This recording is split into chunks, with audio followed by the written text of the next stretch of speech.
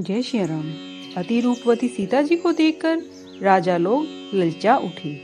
वे दुष्ट, कपूत और मूर्ख मन में डाह करने लगे। अभागे उठकर कवच आदि पहनकर जहां तहां गाल बजाने लगे। कोई बोले सीता जी को छीन लो, कोई कहता है राजकुमारों को पकड़ के बांध लो, धनुष तोड़ डालने से ही इच्छा पूरी नहीं होगी। हमारे जीते जी राजकुमारी को कौन ब्याह सकता है?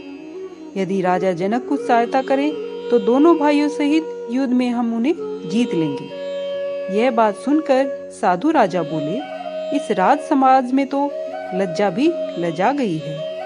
बल, प्रताप, वीरता, बड़ाई और मर्यादा, ये सब लगता है धनुष के साथ ही चली गई है। वही शूरता थी और अब कहाँ से पाओगे? ऐसी ही दुष्ट बुद्धि है, तभी तो ब्रह्मा ने तुम्हारे मुंह पे स्याही लगा दी। वैर, घमंड और क्रोध को छोड़ के नेत्र भर के रामचंद्र जी के दर्शन कर लो। लक्ष्मण जी के क्रोध को प्रचंड अग्नि जानकर पतंगा मत बनो। जैसे गरुड़ का भाग कौवा चाहे और सिंह के भाग को खरगोश चाहे। बिना कारण क्रोध करने वाला कुशलता चाहे। शिव जी का वैरी सुख संपदा चाहे। लोभी लालची बड़ी कमाई चाहे और कामी निष्कलंकता चाहता है। और श्री हरि के चरणों से विमुख व्यक्ति मुक्ति चाहे। हे राजाओं, वैसा ही तुम्हारा लालच है। राजाओं का हुल्लड़ सुनकर सीता जी डर गई। तब सखिया वहां से उसे लिवा ले गई जहाँ रानी थी। राम जी सीधे स्वभाव से सीता जी के प्रेम में मन में बड़ी बड़ाई करते हुए गुरुजी के पास चले गए। रानियों समेत सीता जी सोच में पड़ गई कि न जाने विधाता अब क्या करना चाहता है। राजाओं की बातें सुनकर लक्ष्मण जी इधर उधर देखने लगे, पर राम जी के डर से कुछ कह न सके। उनके नेत्र लाल और भौहें टेढ़ी हो गई।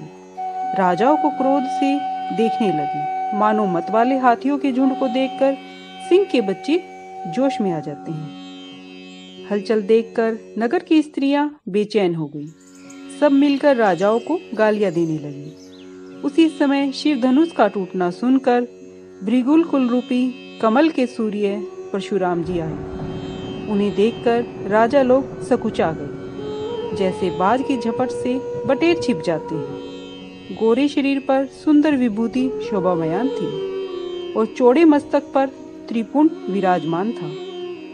सिर पर जटाजूट है और मुख चंद्र क्रोध से कुछ लाल हो गया है। भौहें टेढ़ी और नेत्र क्रोध से लाल हो रहे हैं। सहज ही देखते तो ऐसा जान पड़ता था कि वो क्रोध से भरे हुए। वृषभ के से ऊंचे कंधे, चौड़ी छाती, लंबी भुजाएं, सुंदर जनेऊ और माला पहने मृग छाला लिए हैं। कमर में मुनि वस्त्र पहने, 2 तरकस बांधे, धनुष बाण हाथ में लिए और सुंदर फरसा कंधे पर है। शांत वेश है, पर करनी कठिन है। स्वरूप का वर्णन नहीं किया जा सकता। जब जहां से राजा थे वे सब उस वीर रस से मुनि का रूप धारण करके आया है। परशुराम जी का भयानक रूप देखकर सब राजा घबरा गए और पिता समेत अपना अपना नाम कहकर सब दंडवत प्रणाम करने लगे। जिसे हितु जानकर भी वह सहज दृष्टि से देखते, वही जानता कि मेरी आयु बीत गई है। फिर जनक ने आकर सिर निभाया और सीता जी को बुलाकर प्रणाम करवाया। परशुराम जी ने आशीर्वाद दिया। चतुर सखी प्रसन्न हुई और मंडली में जानकी जी को ले गई। फिर विश्वामित्र आकर मिले और दोनों भाइयों समेत मुनि के चरण कमलों में प्रणाम किया। ये राम लक्ष्मण हैं, महाराजा दशरथ के पुत्र हैं। उनकी सुंदर जोड़ी देखकर आशीर्वाद दिया।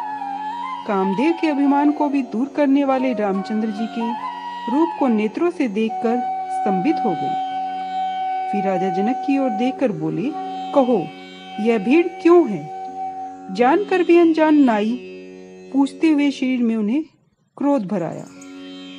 तब राजा जनक ने सब हाल कह सुनाया, जिस कारण सब राजा इकट्ठे हुए थे। उनके वचन सुनकर फिर दूसरी ओर देखा तो धनुष के 2 खंड पृथ्वी पर पड़े हुए देखे। बड़े क्रोध से कठोर वचन बोलकर कहा, हे मूर्ख राजा, कह यह धनुष किसने तोड़ा है?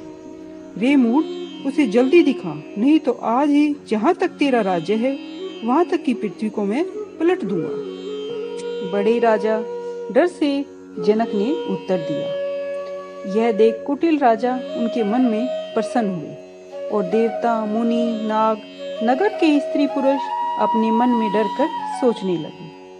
सीता जी की माता मन में पछताने लगी कि ब्रह्मा ने बनी बनाई बात बिगाड़ दी है। परशुराम जी का स्वभाव सुनकर सीता जी को आधा क्षण भी कल्प के बराबर बीतने लगा। जय श्री राम।